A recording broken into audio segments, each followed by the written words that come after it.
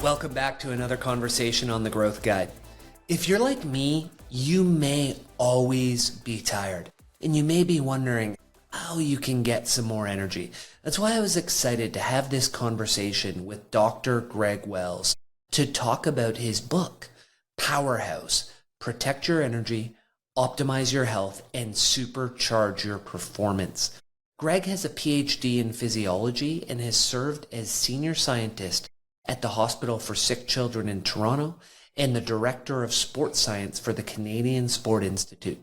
He's the CEO and founder of Wells Performance, a consulting firm committed to helping teams, schools, and businesses become places where people get healthy, perform optimally, and reach their potential. I hope you enjoy this conversation.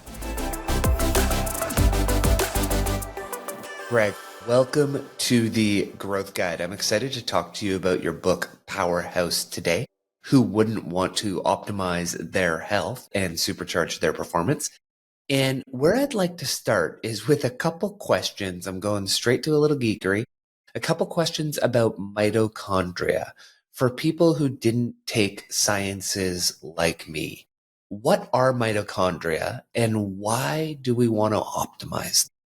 First of all, it's just so great to be here, Clint. Thanks for having me on the show. I'm just so honored to given you and your work and everyone that you've had on previously. It's a tremendous honor to be here. So thank you for the chance to share my book with your audience. And diving right into it, mitochondria are the little tiny structures that we have inside all of our cells that break down the foods that we eat to create energy.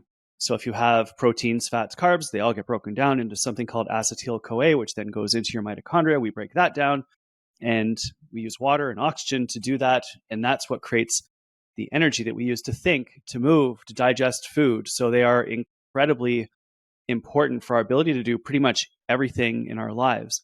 If your mitochondria don't work well, that is often associated with things like cancer, heart disease, neurodegenerative diseases, even mental health challenges like depression. So they are very important for our health and our well-being and our ability to do pretty much everything that matters to us in our life. So they're really important. And you write that today's modern lifestyle and environment don't do our mitochondria any favor. Why is that?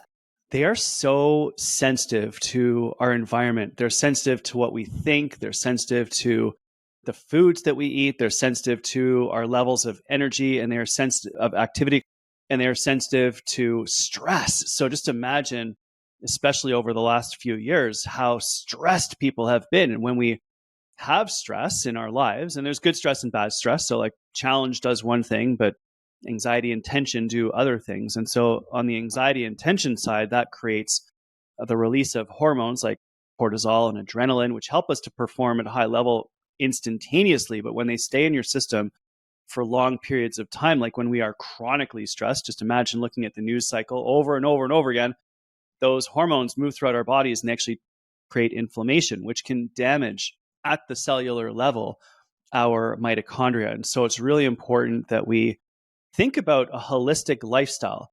And the great thing about that is as much as our mitochondria are sensitive to all of the things that maybe are not fantastic about our environment and our world right now, the cool thing is because they are so sensitive, if you make any changes, they respond in a positive way. So we can really take control of what's going on here. So we're going to talk to people about a lot of changes they can make, whether that's breathing, whether that's movement, very simple things.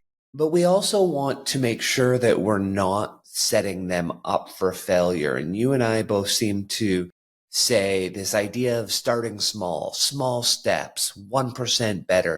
Can you talk a bit about why we want people to focus on the barest improvements in order to not fail? It is so important right now for us to take baby steps. And that's really, really hard for me to say. I come from a competitive swimming background. I used to train 25 hours a week. I've coached 200 Olympic athletes where we would design the most complex training programs and push people to their limits. And if you weren't nearly puking, then it wasn't hard. Like I've done all of that stuff. And I now realize that sadly, what actually works is microscopic improvements. And we really think about it in terms of 15-minute increments. So 1% of your day is 15 minutes. But if you look at the power of 15 minutes, it's really exciting because we know that as little as 15 minutes of walking every day, so not very intense, not for very long, reduces your risk of 13 different types of cancer by 24 to 40%. We know that as little as 3 minutes of meditation, 3 minutes of meditation stimulates your brain to rewire and increase the myelination of tracts deep inside your brain that connect different networks together.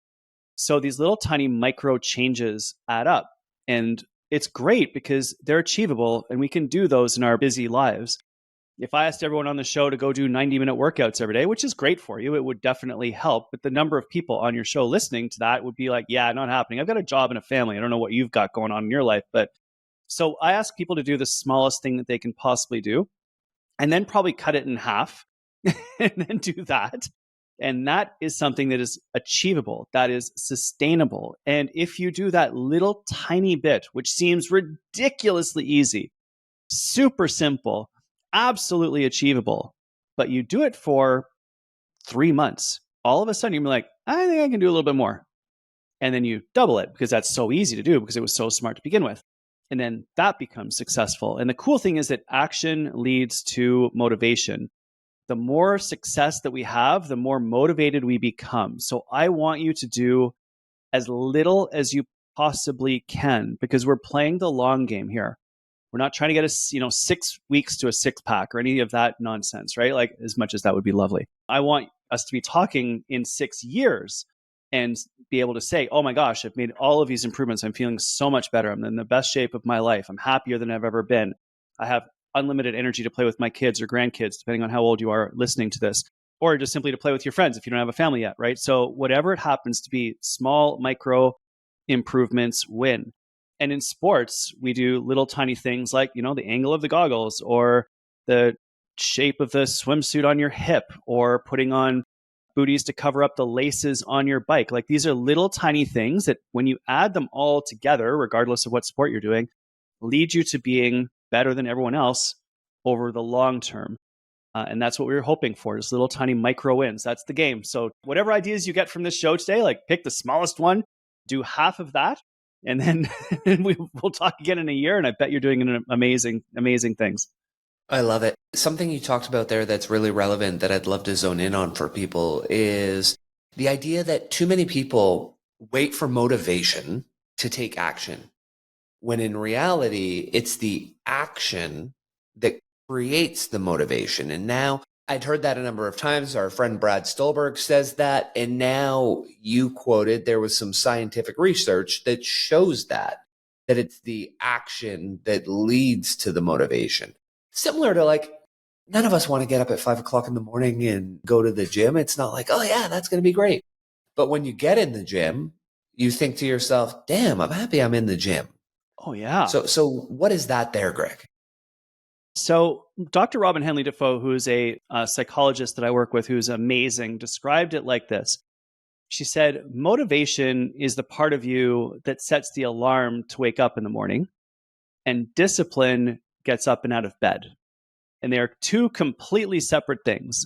And so focusing in on the disciplines, the routines, the rituals, the quote that you have behind you on the wall, we are what we repeatedly do. Excellence then is not an act, but a habit.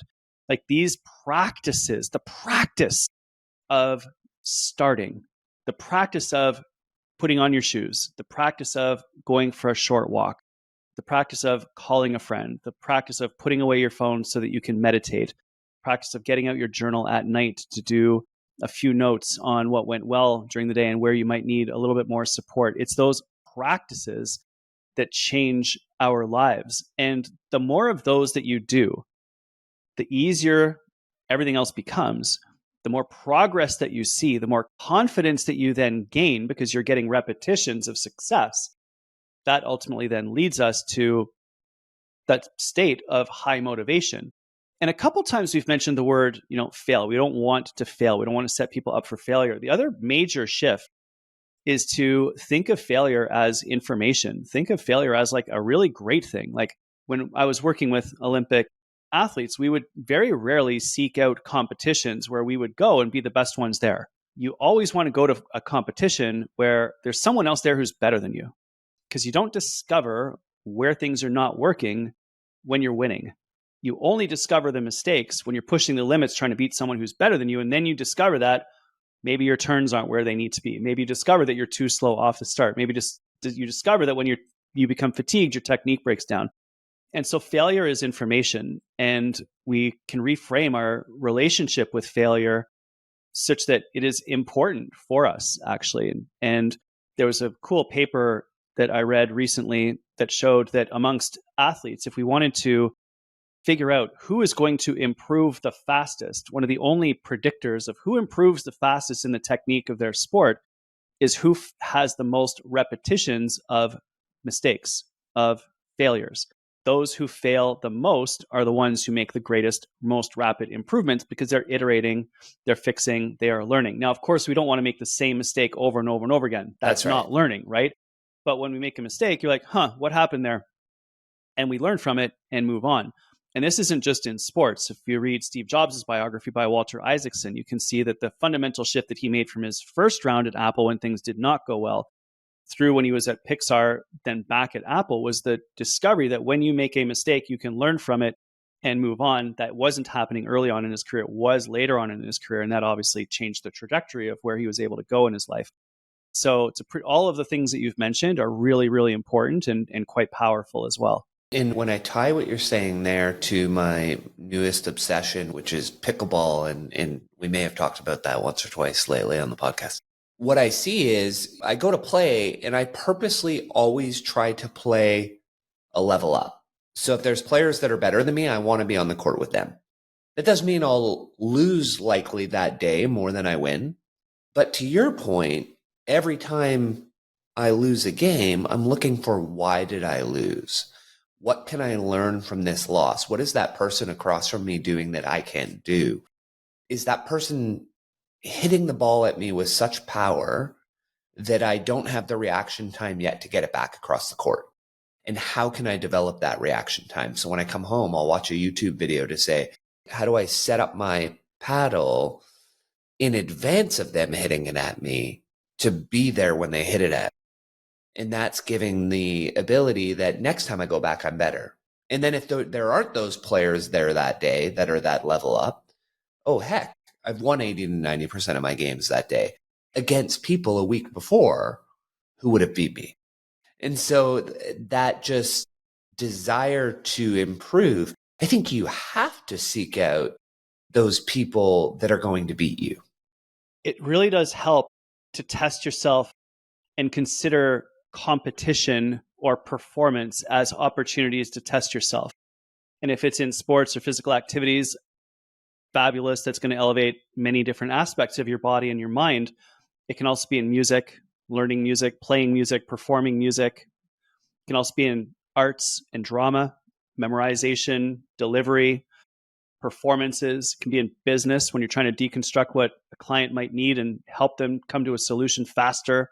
There's so many different aspects to this, but it's all about cultivating this sense of curiosity, of openness, of non-judgment, because the second you start thinking, oh, that was terrible, and you start beating yourself up over it, which I do all the time, I'm working on that. When we have the sense of non-judgment and openness, it really does speed the rate at which you can move forwards, because you're no longer having to deal with, any of those negative feelings. You're just simply learning and improving constantly. And think about how hard that is right now in an era when everything is being published to social and judged by people that you don't know, who can comment anonymously on your work. I say this as someone who publishes a lot of things on social. I try to be a positive influence in the world. And I know that social is tremendously problematic on many different levels, but I've also got a 13-year-old daughter that's beginning to wade into the online world. And what I'm hopeful for is that I can help her, and eventually Adam as well, my son, to understand is that we are simply seeking out information and feedback and commentary and coaching from our trusted sources, right? We have to be very careful when we are going out and trying things and learning and perhaps failing, that we are getting information or analysis from sources that we trust, coaches, mentors, colleagues, right? Like we are seeking ways of getting better from our trusted web of advisors, not just the random flow of stuff that comes at us on the internet right now. That's also another really important thing to do and to think about as we begin to cultivate this life of continuous improvement. Yeah, and I'm in a similar boat to you. I have a 15-year-old and 12-year-old son. And so when you talk about the social media, this next question really ties into that. And that's in reference to the Lancet study from 2021 that proposes depression has risen 28% and anxiety has increased 26%. In addition, the authors found when it comes to mental health, women have been more negatively affected than men, reporting significantly higher levels of depression and anxiety. Now that raises, a couple questions for me. One, men typically don't talk about anxiety and depression and have much higher suicide rates than women do. And so part of me wonders if, a bit of a digression on that study is the reporting of it, partially because men don't report it. But that aside, why are we in this spot where depression and anxiety are skyrocketing so much? And how can some of what we're going to talk about today help people with? We are in a really interesting time where we have a level of global abundance that we've never had before. And I completely recognize that I'm saying that as a middle-aged white guy, 2 parents with graduate degrees who lives in downtown Toronto, Canada, where I have easy access to everything. And certainly in many places around the world that does not exist. And I've traveled to 53 countries, cycled across Africa, ran across India, and all. So I've seen firsthand some of the places where that is definitely not the case. And so when we look back at the state of where we are at, there's a bit of a disconnect between the actual statistics around the world and how we are feeling right now, especially in North America and Europe and in Australia as well. The numbers do show that there's an increasing rate of depression and anxiety. The Lancet study that you quoted was 2021 in the midst of the pandemic, where it did show there was about a 30% increase in both depression and anxiety in the middle of the pandemic across the entire lifespan, with the numbers being about 30% higher for women than for men. Those data have been replicated subsequently, and those numbers are returning to a more pre-pandemic level right now, which is still 20% of the population being faced with depression and anxiety. However, what I often say around this one is that how many people know someone who's struggling with depression or anxiety and has struggled over the last 2 years? And the answer goes from 20% to everybody, which means that it isn't just the 1 in 5 who are actively struggling today. It's actually everyone who cares about that person as well. And so this is a global challenge that we are faced with, and it is everyone who is being affected by this in some way, shape, or form. And so what I would love is to, at the end of the day, look back upon all of this work and see that it has helped people to improve not just their body, but also their mind, also their emotions, also their spirit in whatever form that takes for you listening. And what I try to do is make it as actionable as possible. And we do know, according to various different research studies, that when we take certain actions, our physical health improves, our mental health improves, and our emotional health improves. Little tiny things like physical activity over and over and over now are being shown. Doesn't matter what you do, walk, run, jog, swim, bike, paddle, gardening, housework, it all works. Those all seem to improve our mental health when it comes to depression and anxiety. In fact, when we see work that has been done in this area, it seems to show that about 3 to 5 exercise sessions per week of around 45 minutes each reduces mental health burden, risk of depression and anxiety. So 3, 4, or 5 workouts a week, about 45 minutes. Doesn't matter what you do. Doesn't matter how intense it is. It can be going for an easy walk. It can be gardening. It can be vacuuming your house. Like if you want to go for a hard soul cycle ride at lunch, fabulous. But you don't need to even break a sweat. And we improve outcomes when it comes to depression and anxiety. We know that simple practices like breath work, the long, slow exhale,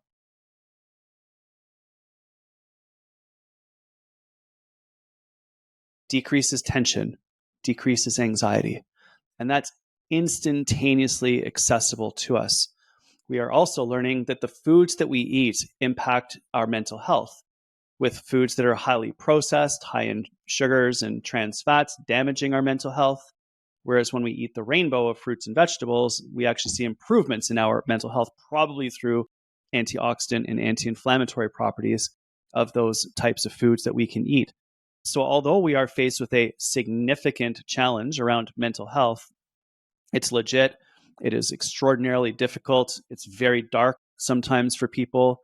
There are practices that we can use to elevate our physical, mental, and emotional health that are based around our lifestyle. Of course, if you're struggling, absolutely get counseling, talk to a therapist, get some assistance from a professional. Just like if you wanted to get into better shape, you would get a personal trainer to show you around the weight room. We want to get a therapist to show us around our mind. I have done that extensively over the last 4 years. Judith and I have done that as a couple extensively over the last 4 years. Like, why not get a professional to help you move forwards in this area? So it's a challenge, but I am hopeful. But it does require some work, some disciplines, and doing the deep work to unpack these things and to build the practices that elevate your life. Yeah, and for the listeners, I mean, the deep work is something that definitely helps. It can be medication can help, but so much of it, this dual method of improving your breathing, your walking, your food, diet, how you think, is super important. And I wrote in our newsletter last night, Greg, that I published, at a point in my life, I realized I was having issues with anger discontrol from concussion traumas growing up. And that was manifesting in a way that wasn't fair to my wife, my kids, those around me. And so saw a specialist, worked through it. And a lot of the things that we worked on over that 3 to 4 year period are what you and I are talking about today. And so those helped me develop, as Viktor Frankl said, that pause between the stimulus and the response. And I would say over the last decade, a big thing for me has been increasing that gap between the stimulus and response so that I get to make the decisions in life, not my childhood unconscious training that I wouldn't know about unless I did that deep work. So I love that you've said that. And that takes us to the first area that is so simple for people to work on. Although you do highlight so many different ways for us to work on it, many of them that I didn't know, which is breath control. So it's a powerful strategy people can use to improve their body health, well-being, and performance. And you say controlling your breathing means deliberately changing your breathing frequency, volume, or a combination of both. What does that look like? And how does this concept of power-ups, which I later realized each one of the areas we're going to attack tackles some of the power-ups that you bring up when you talk about the breath work?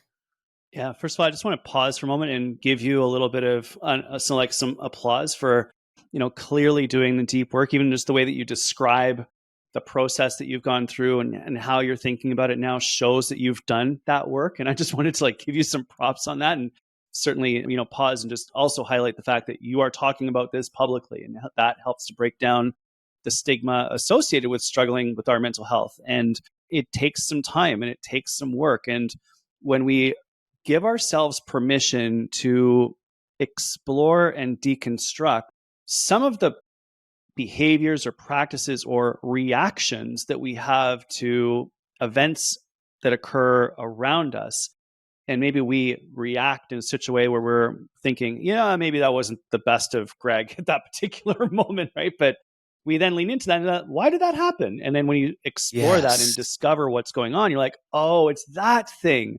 I can work on that. And what you described was trying to increase space and time between the events in the environment and your behavioral response to that particular issue. If that time and space is very short, someone says something and you immediately react with some vitriolic comment, that is typically a reaction, which is most likely not going to go well unless you are a massively trained special forces soldier who has thought about every possible situation and how you will react instantaneously to those, and you've trained that reaction over time. Most of us just have stuff happen to us and we react and it doesn't go very well. And what the special forces soldiers and police officers and SWAT team members who I've spoken to and thought about this with have all said the more time and space that you can create between stimulus and response, the more likely it is that you are going to respond, not react. If we even just think about that in terms of our partner or spouse or any loved one saying something to us that we find disagreeable or we disagree with or is bothering or, makes us not feel awesome, you just take a moment to breathe. It actually just looks like you're thinking about it more deeply and you're considering what they're saying when in fact what you're doing is calming yourself down. That little tiny breath, that little pause gives you just enough time to respond rather than react. And that response is usually much better than the reaction, which leads us to the term responsibility, not responsibility. It's responsibility, your ability to respond to a situation. And that's the practice that elevates our responsibility to make sure, as often as possible, no one's going to be perfect, that we are doing our best for ourselves and we are doing our best for the people around us in a very difficult life. Life is challenging. We make mistakes. It's okay. We move on. We apologize.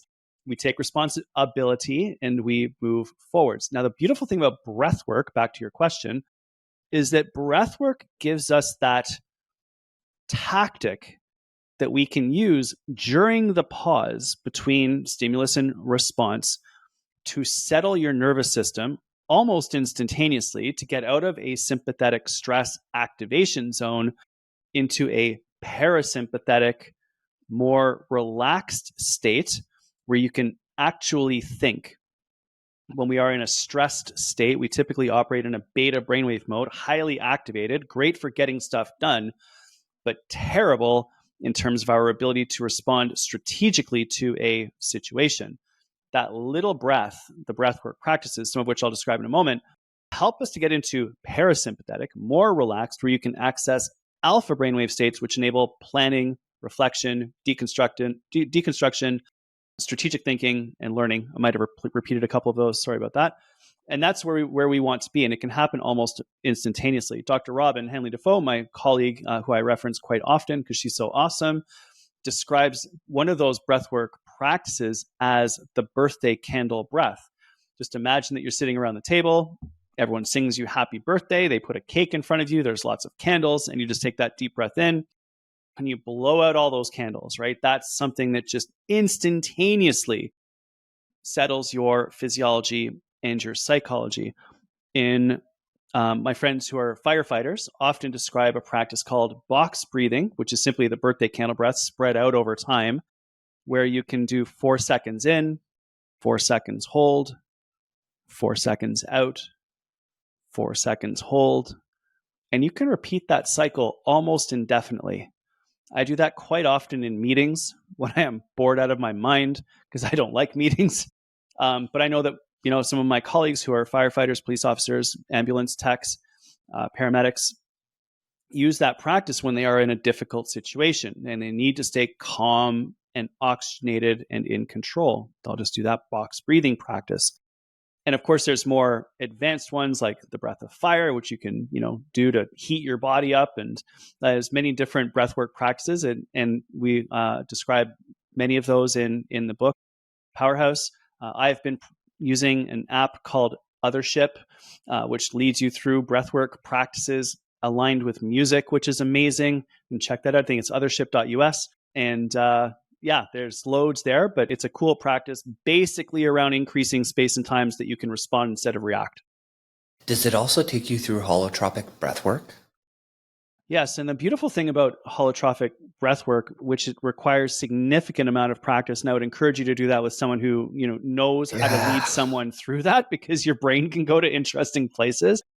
Simply put, for people listening, it basically feels like you're on acid. I've never done acid or LSD. I have no idea, but I imagine that if I did take acid and had those sort of hallucinations or visualizations or powerful colors and experiences and change of perception, all of that can be accessed using breath work. I mean, there's a reason why breath is such a powerful part of yoga, meditation, you can create some pretty wild feelings inside your brain. Like I've had, felt like my head caught fire. Like there's some really weird stuff that I've experienced. So definitely do that with someone who's experienced, and it can be powerful and interesting, but you definitely want a tour guide on that one for sure.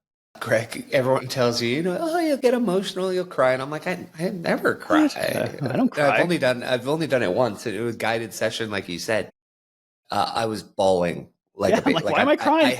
I haven't cried that hard in my life, and it was like full body, just emotional, guttural release.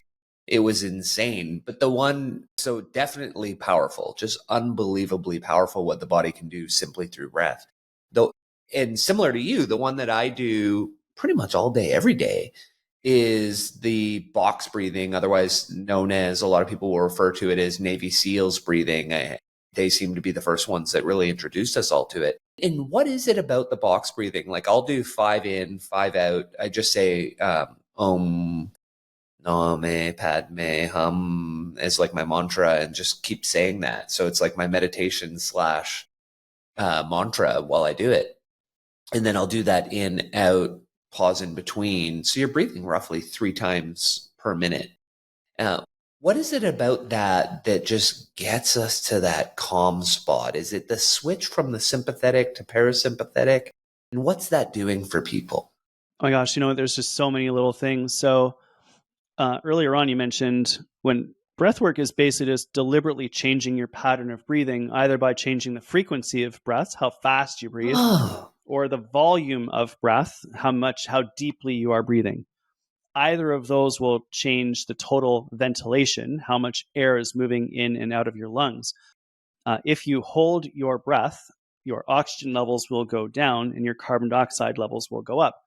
If you hyperventilate, either fast breaths or deep breaths, you will blow off your CO2 levels will go down and your oxygen levels will go up to a maximum of 100%, beyond which they don't improve. They don't increase any further. Obviously, all the oxygen is loaded on your blood at that point.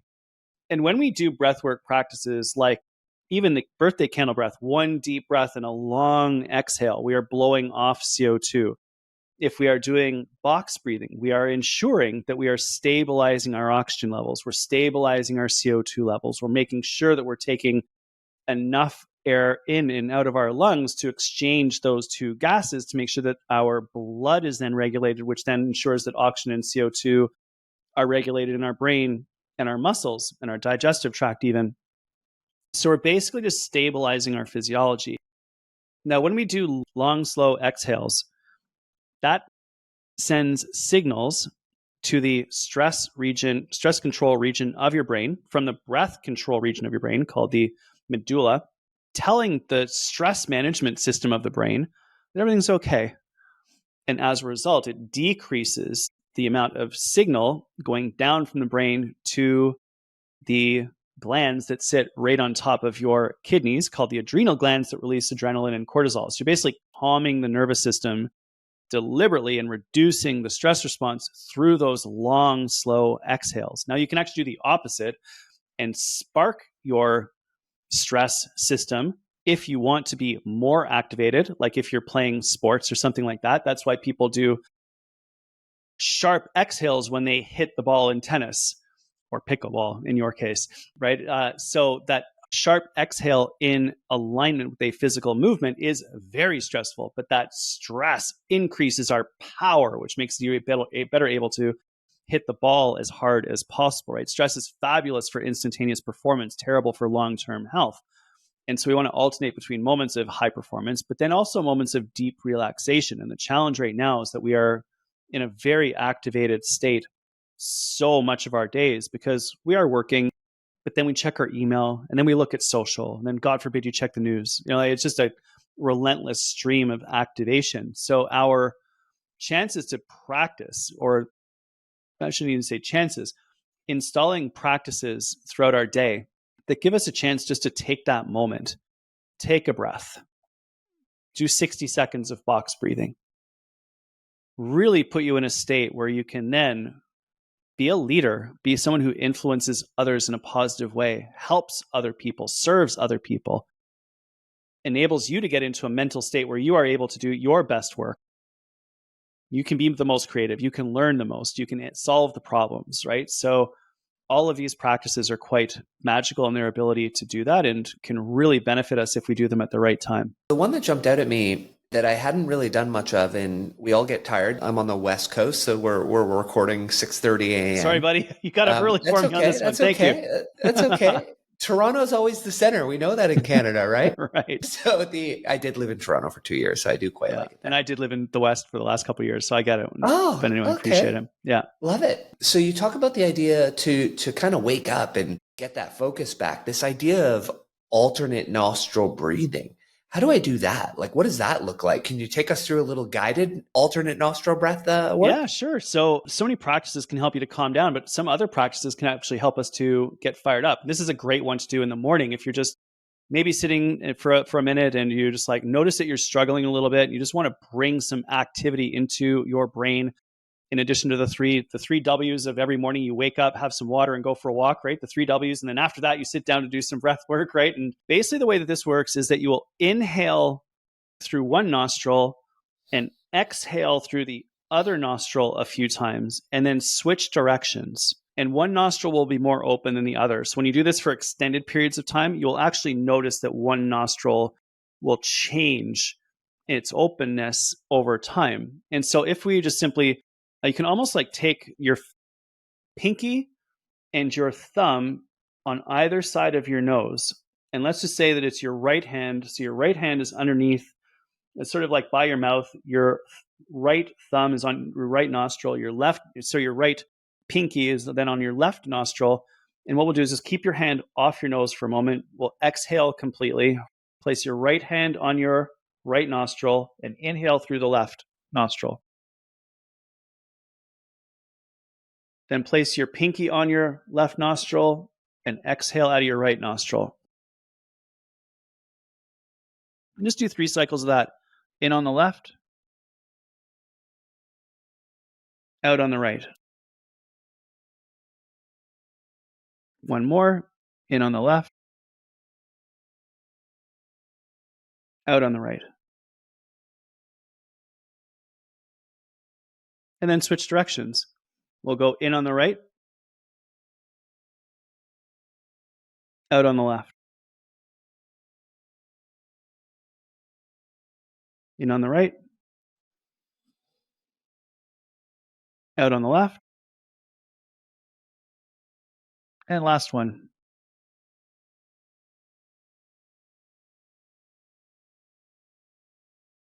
Now, in addition to just getting you to breathe deeply, which is cool, what you will probably notice is that you actually have to think about that. So it almost by default means that you are being mindful, right? Like it requires some concentration. Yeah. And so it's actually a practice of mindfulness. And you mentioned your mantra, which is beautiful. Mine is simply, I am not this body. I am not even this mind. And I just repeat that over and over and over again to remind myself that I'm not this. It is something else.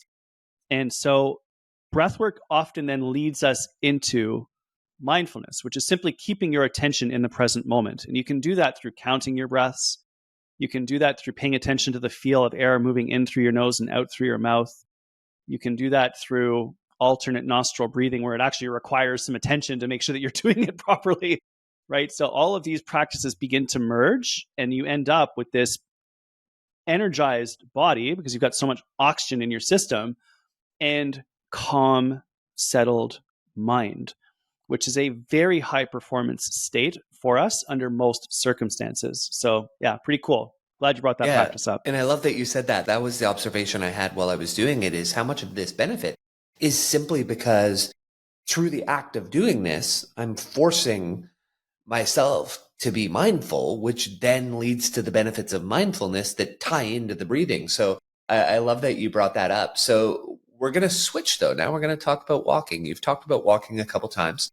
Since I had Kelly and Juliet started on the show to talk about their book, Built to Move, I've increased my step count to about 13,500 a day. Pickleball's getting in the way a little, having some challenges with the knees from that. But it led to me being pretty happy to read this line that you wrote, which is consistent with some of what they wrote in their book, which was, When you move consistently, you get healthier, improve your well-being, increase your energy, and optimize your human potential. Thought that was powerful. And also that it's not the extraordinary amount of walking you need to do to see the benefits. So sure, if we walk more, we're going to get potentially more benefits. But I think you wrote that you decrease your risk of mortality by 50 to 70% by simply walking 7,000 steps per day. So I'm going to pass it over to you to talk about the power of walking, and then we'll dive into this one deeper. Sure. It's really all revolves around physical activity. And the data from at least the country that I live in, Canada, indicates that around 85% of the population doesn't get enough physical activity to prevent a chronic disease. The numbers are worse in children. I'm quite positive the data would be similar in the United States. I think that Australia is probably a little bit better than us, and UK and Europe are probably quite similar. And the game then is just to increase our general habitual physical activity levels. And where I used to say, like, you had to hit heart rate zones, I now couldn't care less. All I want you to do is to move your body in any way, shape, or form, because 85% of us aren't even doing that, right? So we're starting to simply move in any way you want, whatever you love. So if it happens to be walking, spectacular. I'm super into walking right now. I do some phone calls while I walk. I listen to podcasts, listen to music. I'm aiming for 5 kilometers a day, which is 5,000 to 6,000 steps during that actual workout, then plus whatever I do for the rest of the day, which gets me into that 7,000 to 8,000 zone. But if it's gardening, that's amazing. If it's housework, that's all good. If it's pickleball, that's fantastic. Tennis, swimming, whatever it is, I don't care. Just move your body as much as you possibly can. The data would suggest that although we heard previously that 10,000 steps was sort of like the goal for every that we were supposed to try to achieve, when a larger study was done on number of steps correlated with longevity and mortality rates, that study suggested that in and around 7,000 seems to confer the most benefits. So, but the reality is that if you're at 2,000 right now because you have a desk job, then get 2,500. It doesn't really matter. We don't need to hit any number. We're just sort of nudging ourselves up. If you're at 20,000, you're probably doing too much. Like, pump the brakes and go have a conversation with your partner and your spouse and have dinner with someone and sit down and have a meal. You don't need to do a half marathon every single day. But in general, we're just looking to increase the general habitual physical activity. Dr. Jane Schneiderman at Sick Kids Hospital, where I'm a researcher, looked at physical activity levels in children with cystic fibrosis, which is a lung disease. It's a genetic disease. And we already knew that there was a number of factors that affected how long these children would live, lung infections, digestion, but we were exploring physical activity. And what she found was that general habitual physical activity level, which is essentially the number of steps that you take throughout the course of the day, was one of the highest and strongest predictors of the rate of lung function decline. Simply, the more the children moved, the healthier their lungs stayed for longer. And when we look at data from heart disease, cardiovascular disease, cancer, depression, neurodegenerative diseases like Alzheimer's, diabetes, specifically type 2 diabetes, we see the same relationship. The more that we move, the longer our lifespan, the lower our risk for chronic disease, and less mortality and morbidity that we experience. We've also discovered that physical activity increases aspects of our cognition, like learning, alertness, concentration, problem solving, creativity, most of which was summarized beautifully in a book, Spark, by Dr. John Ratey. If anyone wants to check that out, it's a great read. Yes. But simply, when we move, our brains work better. And so there's a justification for adding physical activity to your day, whether you're at school, whether you're at work, doesn't matter. The more we move, the better we get in almost every aspect of our life. It also helps us to deal with the physiological effects of stress and anxiety. It is very difficult right now for many people for many different, very legitimate reasons. And we experience stress, which dumps cortisol and adrenaline into our bodies, which is great for running and fighting. But in our world right now, you can't just punch someone and then run away. We're not allowed to do that. We still have to engage with the situation without having that type of a reaction, which might have served us 10,000 years ago, but definitely does not right now. And one of the ways we can break down cortisol and adrenaline in our bodies is by contracting our muscles. That physical contraction actually breaks those molecules down and helps us to dissipate the levels of cortisol and adrenaline. So the more stress we experience in our lives, the more we need to install physical activity, practices and habits and routines and rituals to help us build this into our lives. And it's counterintuitive because the more stressed we are, often the less we want to work out. But in fact, the more stressed we are, the more we need to work out and the bigger of an effect that it has upon us. And the reason why I talk a lot about walking is because it's accessible. You don't need to go to the gym. Yeah, exactly. Just put on some running shoes, go for a walk. 5 minutes works. An hour is incredible. Listen to some music, listen to a podcast, go with a friend or go by yourself, whatever. Just move in any way that works for you. Thanks for listening. If you enjoy what you're hearing so far and want me to be able to get your favorite guests on this show, please do me a quick favor. Subscribe to the show and leave me a rating. The 30 seconds of your time will mean a ton to me. The one thing you mentioned in there that I found to be an unbelievable benefit to walking as a creator is the creativity and the ideation that simply happens on a long walk. Like people will often say to me, well, hey, how do you write so much for your newsletter for Twitter? And I often say, well, I actually write while I walk. Like I noodle ideas and I write headline and then I just keep thinking and I get the subheadings and it's like, okay, when I get home, I just have to fill that in. I've created the body just by walking the dog. And so for you, is creativity something you really see spike up when you're doing more walking? I love that, by the way. And I also write as I walk. Okay. And so we describe it as taking some LSD. But in this term, it's actually long, slow distance, right? It's not the drug, although that works too. That's right. We can all microdose next year and record a podcast and see what happens. But LSD in my world is long, slow distance. So walk, jog, run, swim, bike, paddle. Any of those types of rhythmic, repetitive activities works wonders. Flow yoga also works. Funny enough, driving long distances also works. And what happens 100%. when you do those activities, because everyone just think like driving a long distance in the highway, your mind starts to wander. That's a creative state. It's called a theta brainwave state. It's very slow. You're about to fall asleep. So don't do that if you're driving. But just I say that because it's a state that most people can identify with. Will also happen in and around rhythmic water. So showers, waterfalls, those sorts of things. If there's a rhythmic pattern of water, it will drop you into the states. Why? There's a form of meditation in the Buddhist tradition where meditating next to a waterfall is practiced. And it's because it drops you into a theta brainwave state. So in order for us to enter theta brainwaves, very, very slow, we can move ourselves in a rhythmic repetitive pattern. Let's just imagine it's going for a walk. And you will notice as you do that, if you leave your phone at home and don't look at your electronic devices and leave your watch, and don't worry, there's 100 other people around you that have their phones. If anything goes wrong, they can call someone for you. So you'll be fine without your phone for half an hour. And just go for a walk. And you will notice initially that your mind is active, the mind being sort of the chattery voices in your head. And after a while, they'll begin to settle and you'll notice thoughts coming and going. And even a little while thereafter, you will be able to relax into it such that you are not having active thoughts. You are not actively thinking about any one thing.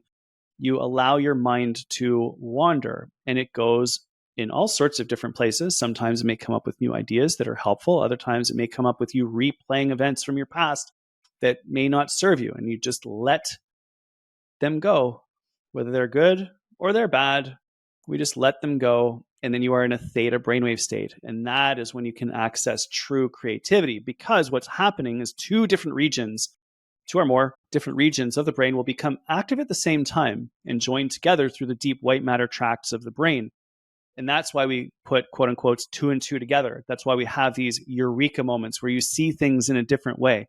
You come up with a new solution to an old problem. With love and respect, you're probably not going to come up with the major solution to the challenge that you are faced with in your life in your email inbox as you are responding to everybody else's requests of you. You are probably going to have that insight, the new lesson plan, the new flow of chords in music, the different way to approach a character in drama, the new package of products that you can bundle together into a solution for your clients. Whatever that magical combination is, that new solution to an old problem will probably pop into your head when you are in that theta brainwave state. In the shower in the morning, when you've closed your eyes, the water's going off your forehead and you just relax for a moment, you'll have that eureka moment. It might happen to you while you are out for a long walk. It is also why I think so many people in business are getting away from going out and playing golf as a way of socializing in business and getting out onto the bike and cycling. The number of cyclists in business situations is exploding. And that's because when you're out for a long bike ride with people, your mind settles because you're doing that rhythmic, repetitive activity, slightly cardiovascular in nature. You are in nature, and you enter into a theta brainwave state where you have these incredible creative ideas pop into your brain, which you can then chat about with your colleagues while you're out on the bike. It's a different approach. It leads to some extraordinarily valuable insights, valuable in terms of service, right? Like you come up with these great new ideas, which you can then use to elevate the positive impact that you can have in the world at whatever it is that you're great at. And those ideas pop into our brain when we are doing these activities, which we do not normally associate with being quote unquote productive, right? Productivity is just like typing on a keyboard or something like that, where this is just going for a walk and ideating. But that's where you're going to come up with those new solutions to an old problem. So please give yourself permission to do that. Even if it's only once a week, like Sunday morning, go for a walk by yourself, leave your phone at home, take that half hour, take that hour for you. If you can build it into other aspects of your week, that's awesome as well. But little tiny things here and there will make a difference. I'm a big fan, before it became a craze, of walk and talks at work. So when you have a team member, whether it's your boss, whether it's someone who reports to you, getting out for a walk for them and having that conversation, it also allows that bonding between the two people, because now you're not rushed, you're not stressed, you're not, well, I got to get to my next meeting. It's like, hey, we're out for a walk for an hour and a half. We're just going to get to know each other, and we're going to go deep. And I've often found that a great way to do it. Greg, when it comes to the walking and when it comes to the exercise, whichever form we choose, one important concept that I love is, you hear growing up this concept, use it or lose it. And you think, well, what do they even mean by that? But there's some research that shows that our body, when we start these exercise regimes, if you will, our body really picks up to them quickly. I thought I read within 2 weeks, it's like, okay, that's now done something. But then the flip side of it is, as soon as we stop using it, our body quickly says, maybe it's a survival mechanism. Our body says, we no longer find that useful. We've stopped doing it. So we're going to delete that from the memory bank. Although you then find, that you learn this when you're young with weightlifting. You come back 10 years later and your gains are quicker than another person's because your body retains some of that muscle memory, I think we've always called it. So how does this all work? Like learning it, unlearning it, and then the muscle memory of it. The beautiful thing about our bodies is that our bodies and our brains is that they're hyper responsive to whatever it is that we do, positively or negatively. So if you go for a walk and you contract your muscles, some of those muscle fibers will get broken.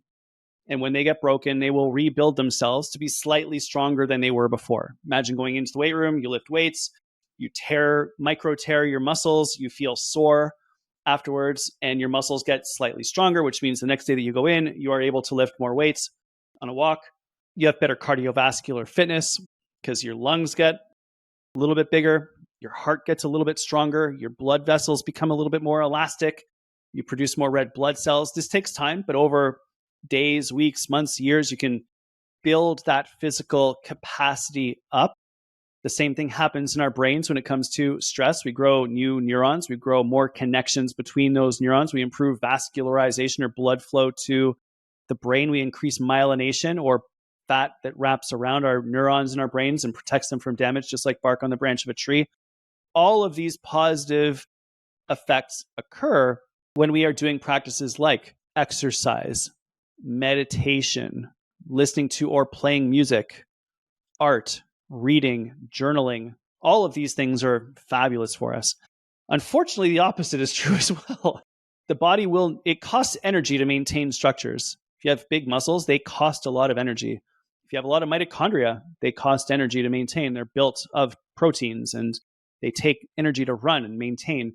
Similarly with brain cells, they cost an enormous amount of energy in order to run and to maintain. So when the body notices that you are not using them, let's say that you are sitting around for 3 days, not exercising, your body's like, oh, we're not moving anymore. Fair enough. We'll get rid of some of these muscles that you clearly don't need and use the protein for something else. And I've got this exercise physiology textbook. And at the end of the training section, there is a final section, and it's got this graph that shows incremental gains in many different things: blood, muscle, nervous system, heart, lungs, VO2 max, and you see these long, slow increases in all of those with 2 years of training, and they got up to this very high level. And they return back. You can lose about 30% or more of all of those gains in as little as 72 hours. And I was like, what? It's insane. I'm like, which basically means like you can relax for a weekend and then you got to get back on it. Now, when we're young and we've got the hormonal environment of growth and development, testosterone and a bunch of other chemicals, hormones flowing through our system, it's not that big of a deal because you're primed for rapid adaptation. As we get older, we don't have that positive hormone environment for growth, repair, and regeneration anymore. It becomes even more profound because our ability to respond to training decreases and your set point gets lower. So consistency matters more and more and more the older that we get, or the higher that you want to end up on the athletic or psychological or cognitive performance spectrum. So really that's what's going on. And that's the whole idea behind use it or lose it. So in addition to, the 1% principle that we talked about at the beginning, the other principle that maybe is a great place for us to sort of put a bow on all of our discussions around is consistency. You don't need to do very much, but it really matters that we're consistent. And this comes from someone who used to be very much a weekend warrior.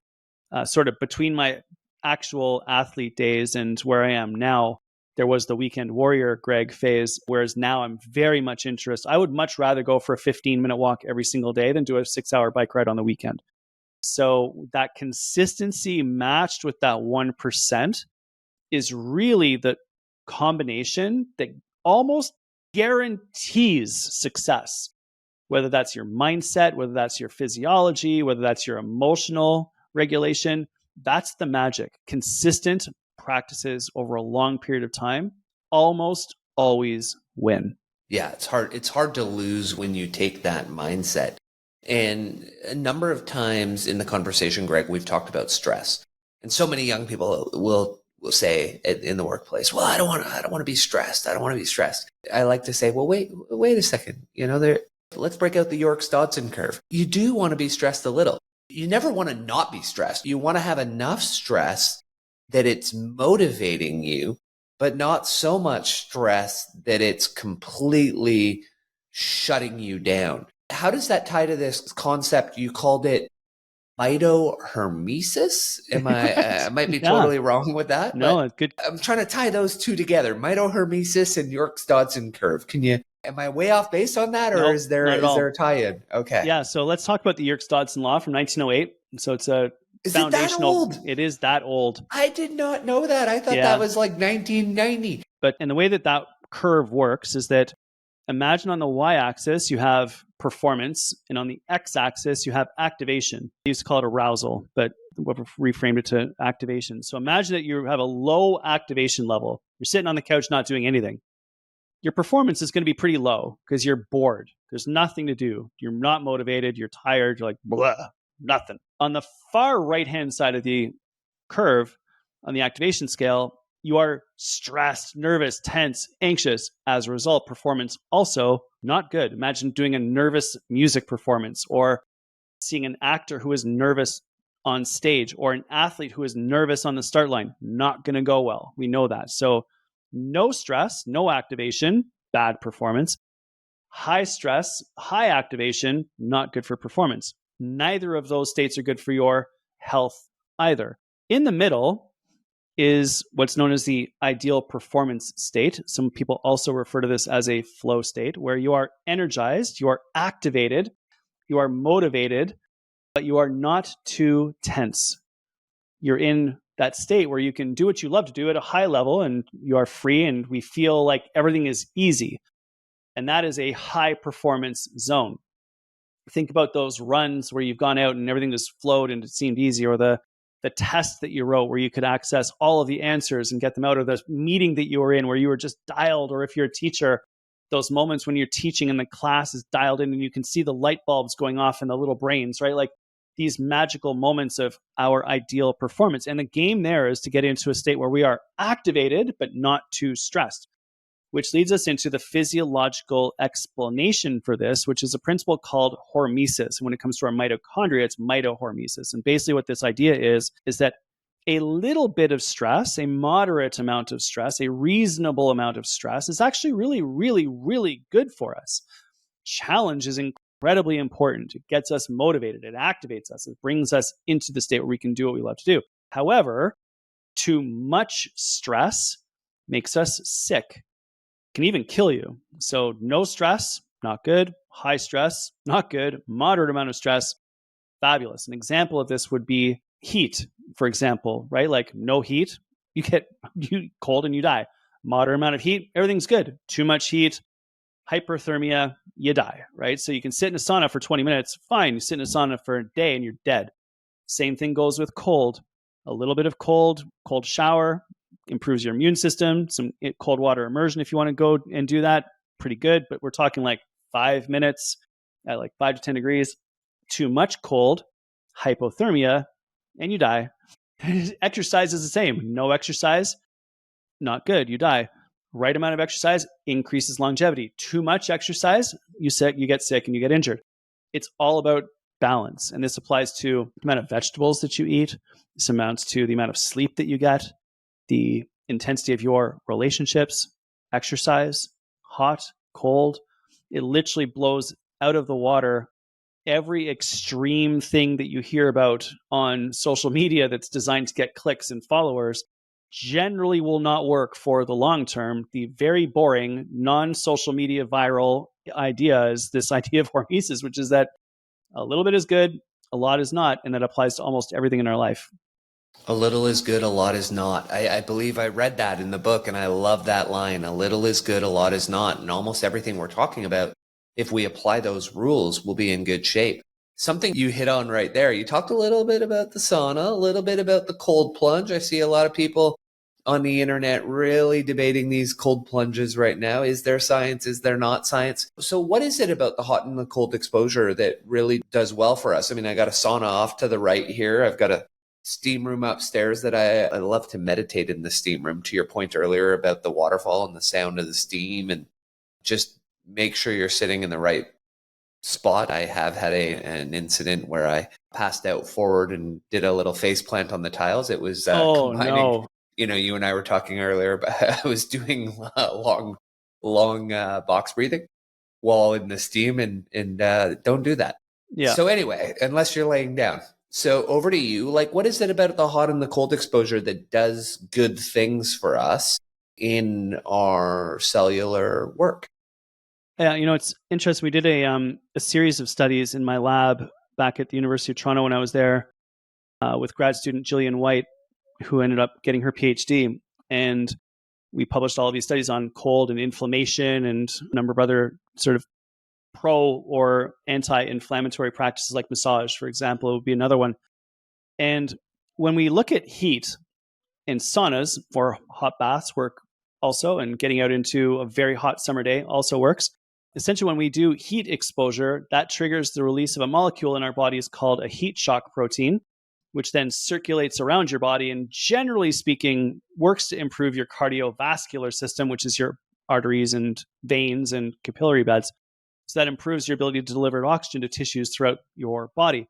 So we say that heat's really good for your cardiovascular system. But again, a little bit is good, a lot is not. So, 3 saunas a week, 3 hot baths a week, 10 to 20 minutes, just enough to make you sweat is right where we want to be with that one. Of course, you can do a little bit more with training, but in general, 3 hot baths a week, 3 saunas a week, and you're going to get 80 to 90% of those benefits, the point of sweating, and that's all that you need to do.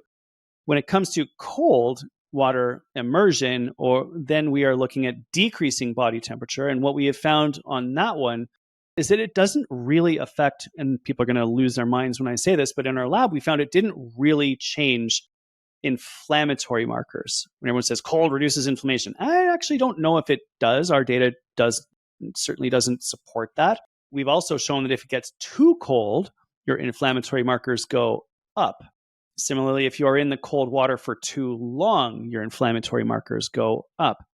But what we do see consistently with cold water immersion and cryotherapy chambers as well is that there is a decrease in the activity of the sympathetic nervous system and an increased activity in the parasympathetic rest and recover system. So, for example, when I do cold water immersion, my heart rate will drop 30 to 40 beats relative to what I was doing right before I got into the cold water. So I use it as a mental health practice rather than an anti-inflammatory practice per se, which is I know what a lot of people are using it for. I think that there's probably something there, but we don't really know, and we need to tease that out a little bit better. So simply what we say is that heat is great for your cardiovascular system, whereas cold is really good for your nervous system. If you want to get those benefits of anti-inflammation, then we recommend eating the rainbow of fruits and vegetables, because every one of those different colors is there as a result of polyphenols and flavonoids and compounds that go into your body and scrape out oxidation and inflammatory damage. So we use nutrition as anti-inflammation, cold for helping your nervous system to recover and regenerate, and heat for the cardiovascular system. But again, with all of this, we want extraordinarily large amounts of moderation. So everything in moderation, even moderation. But no, I'm just kidding. But we just want to, 3 times a week, 10 minutes of heat, 30 seconds cold shower, maybe 3 times a week in cold water, 1 to 2 minutes at a time, so like 5 to 6 minutes total for an entire week. Like, we are not doing much. We are just doing a little bit. We are sprinkling it throughout our lives to help us to repair, recover, and regenerate in a very reasonable way.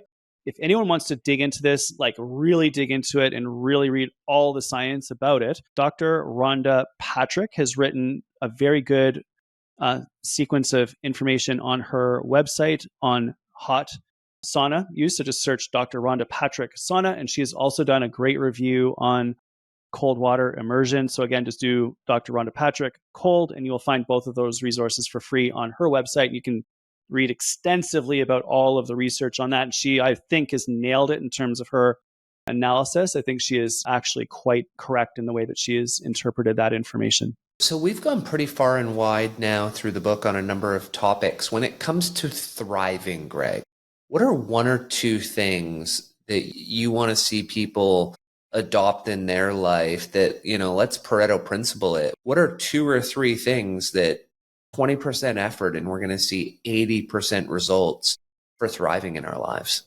When it comes to thriving, which is like getting out of languishing back into thriving, right? Like, I dug through all sorts of research trying to find out what's the key to us getting out of this state that we've been out of being stuck.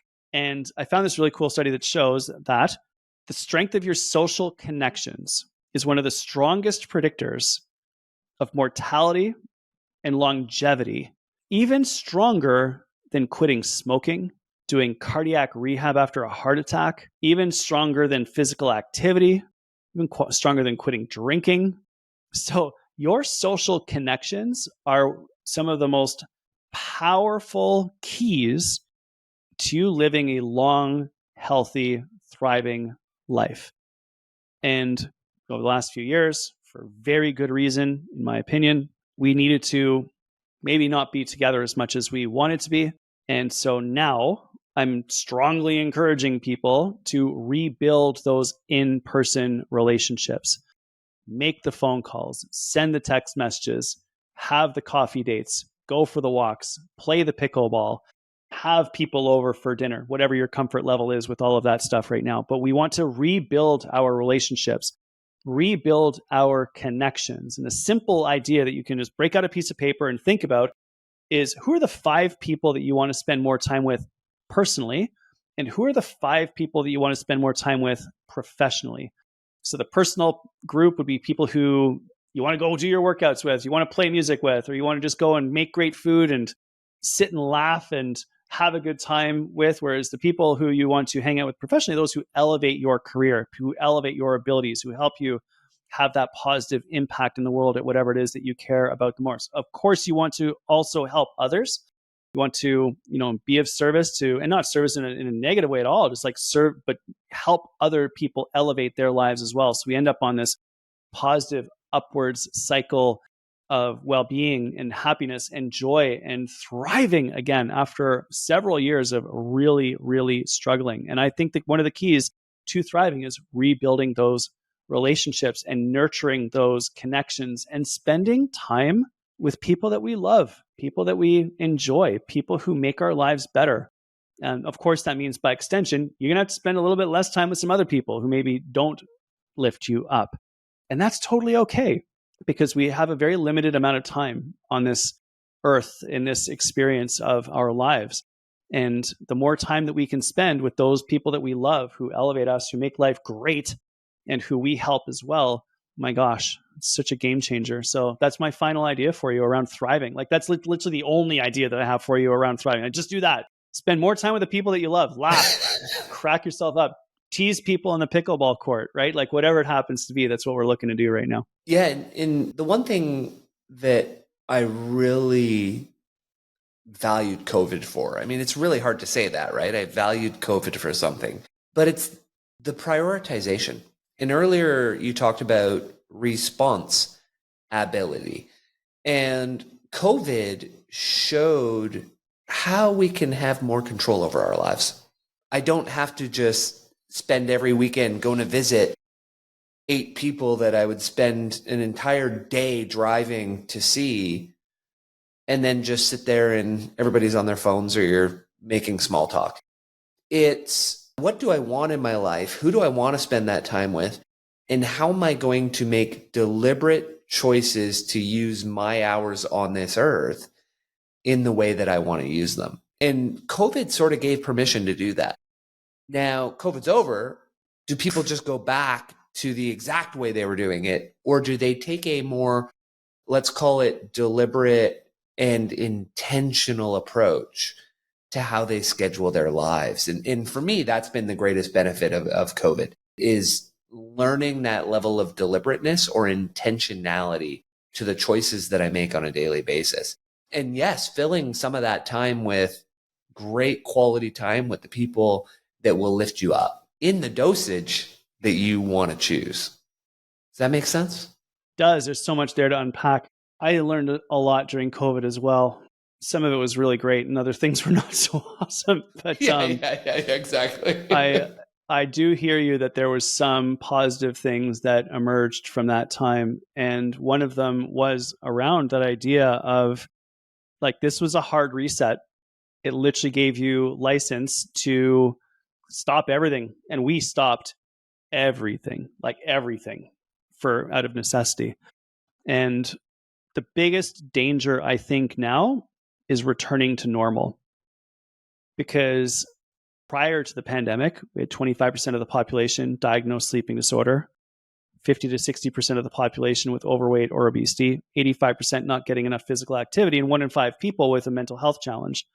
Now we have all of the above, plus 40 to 50% with burnout and overwhelm.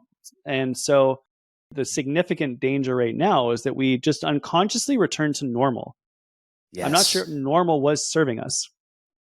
And the grand opportunity is to deliberately craft a new path forwards where you can optimize your life. And I don't mean optimize like toxic optimization, like you have to be perfect at everything. I'm definitely all over the place on, sometimes I do really well and other days I don't. And that's totally fine. Like, we're just trying to do a little bit better every single day and nudge the needle a little bit in the right direction.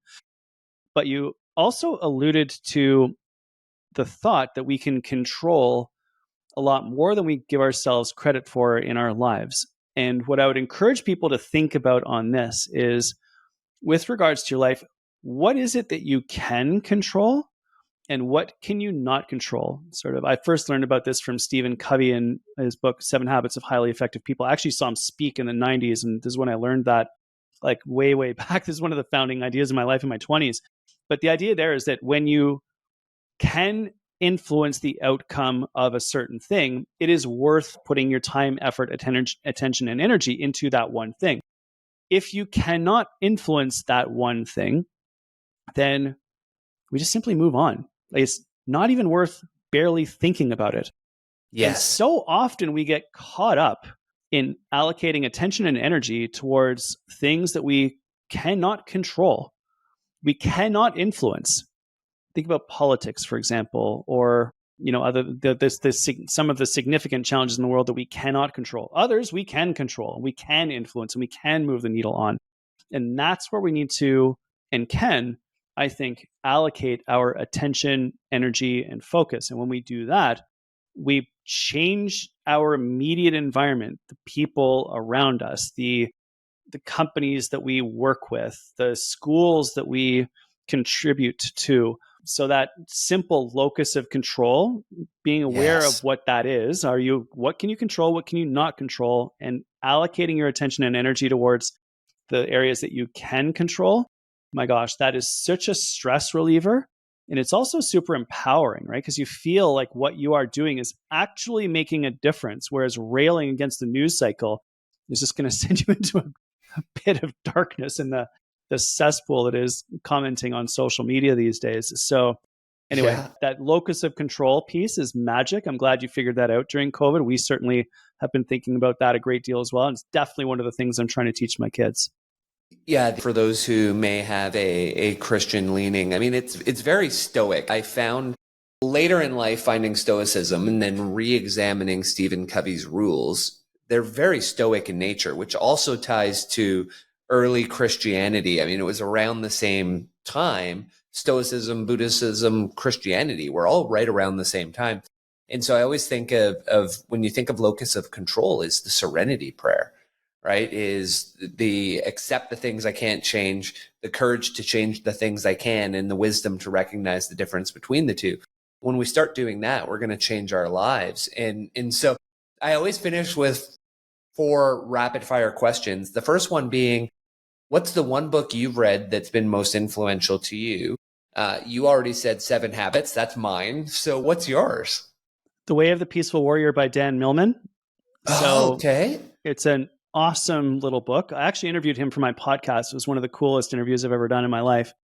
And it basically walks through his experience as a young gymnast who had a catastrophic accident and then returned to becoming a world champion, but then most importantly, essentially going down the path towards enlightenment. And I had a catastrophic accident when I was a teenager as well, broke my neck. So I read it at that time. So it was very powerful for me, but I love the wisdom of it and I love the process of it. And it's an easy read. So that would definitely be one that I would highly recommend for people. It's awesome.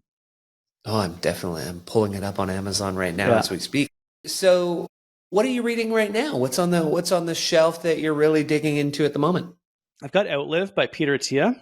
That's one that I'm digging into. So I alternate between like hardcore, like knowledge development stuff. So for personal health and wellness, I'm reading Outlive by Dr. Peter Attia, and I'm reading Creativity Inc.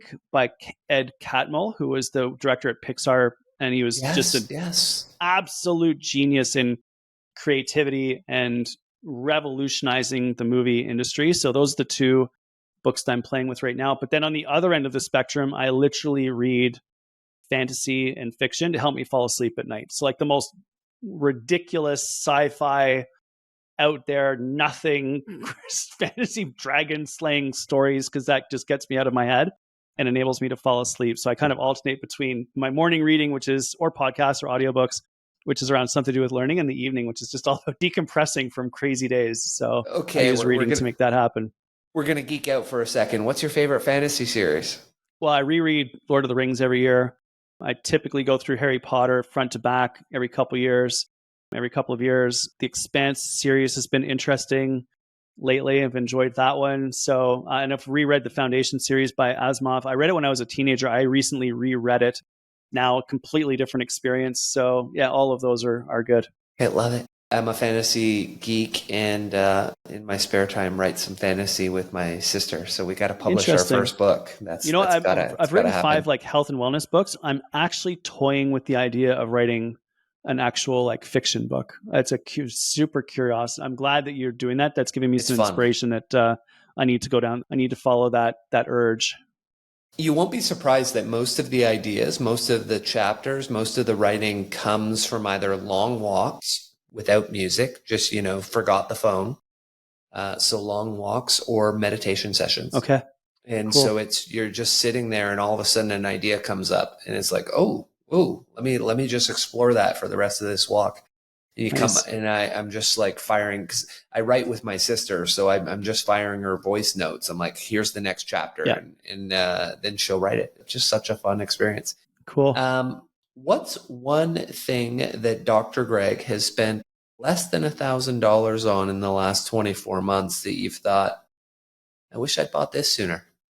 A foam rolling kit, to be honest with you. Yeah, there you go. And I've got one. I should go find. I'll send it over to you so you can include it in the show notes. It's basically like there's one small foam roller for your feet. There's a slightly larger one that's really hard for your quads. And then there's a big soft one for your spine. And I think it was like a couple $100. I bought it at the start of COVID. And it is, as someone who's entering, like former athlete who's done a lot of damage to his body over the years, it is like gold when you roll everything out. And you find, you mentioned crying during breath work. Like I cry when I foam roll because it physically hurts, but for some reason it brings out like waves of emotional trauma. Yeah. Like, oh my God, my quads. So, and God forbid I dig into my calves. That's even worse. So yeah, the foam rollers have been a game changer. It's like there's a level of sadism and masochism to a foam roller. Like there's some, like it hurts, but in such a good way. But it's like, I don't want to do it, but I do. Yeah. And I was in the gym and I had it on my calves, sitting on my butt, and my feet were up and my calf was resting on the foam roller. And my buddy who's a trainer is like, dude, you got to like lift up your hips and get some weight into your calf. I'm like, there's no way that I'm going to do that right now. Like I'm in significant amounts of pain just with the weight of my foot. Yeah. Like I don't do need your calves the way you personal trainers go sit over there and stop talking. And I'm just going to hang out here in vicious pain and roll out my calves. So yeah, that's a good one. I'm with you. Okay. Because the show's about growth and improvement, what's one habit, mindset shift, or behavior change has had the biggest impact on your life? A few years ago, my daughter Ingrid got, and anyone who's heard me speak in podcasts and stuff has heard the story before, but my daughter Ingrid got the flu. That flu virus went back through her nasal nerve into her brain. She ended up with viral encephalitis and significant challenges around that.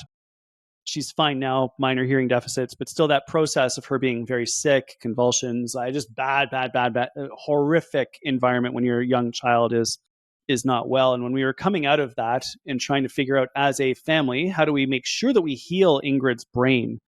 We really started to work on sleep. And that was a big chunk of the Ripple Effect book that I wrote a while ago as a result of that experience. And so we're really trying now just to defend our last hour, go to bed at the same time most nights, get away from the technology later in the evenings, teaching our children to do the same. But sleep has been the magic. And then when it comes to habits, I've also been trying to shift away from just habits, which are sort of unconsciously programmed behaviors, programmed behaviors that are now unconscious. We've done them so often. And more towards rituals, which are routines that have meaning. And so my walk would be an example of a ritual, right? Like it's a practice that is mine, that is meaningful to me. And so if the listeners, if you all in the audience listening today can think about something that is meaningful to you that you want to practice, that is your ritual. And powerful rituals can be life altering because they elevate your life, they make you better, and they are yours. They are meaningful to you. And that can be anything. It can be dinner with your family. It can be your meditation practice. It can be your journaling. It can be anything. But we just want to have those meaningful practices in our life, not just habits. Habits decrease mental energy required to get through the day. Ideally, your habits are positive.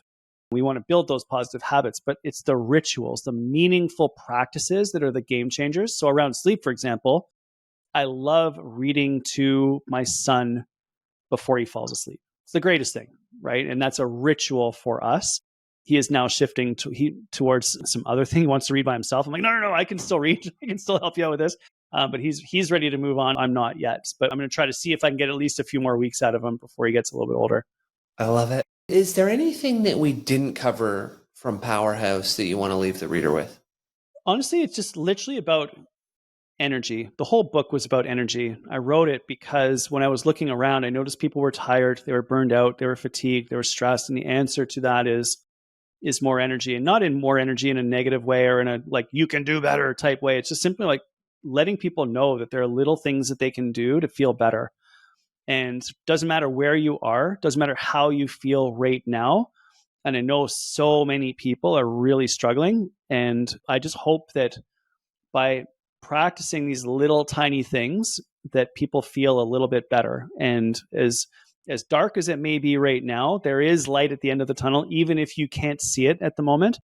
But just do one little tiny thing, 60 seconds, 30 seconds, even just a flash of mindset that sparks you in any way, and you'll end up going in the right direction. And I celebrate everyone for even thinking about it, much less even doing it. That sounds like something you might be interested in. You want to pick up the book? I would be deeply honored and grateful to help point you in the right direction. And where can people find you? My website's drgregwells.com. All my social media are at Dr. Greg Wells, and everything is there. The books are there, the podcast is there, the blog's there. So I'd love to hear from everyone. Love it. Thank you for joining me today. It was a wonderful conversation together. Wasn't that fun? I loved that. Yeah. That was so great. Thank you so much for having me on the show. It's a huge honor. Cheers. If you like the podcast, you'll love our new newsletter, The Growth Guide. Every Thursday, straight to your inbox, with the goal to help you be better, achieve more, and become financially free. Check it out at our website, thegrowth.guide. Subscribe and learn more.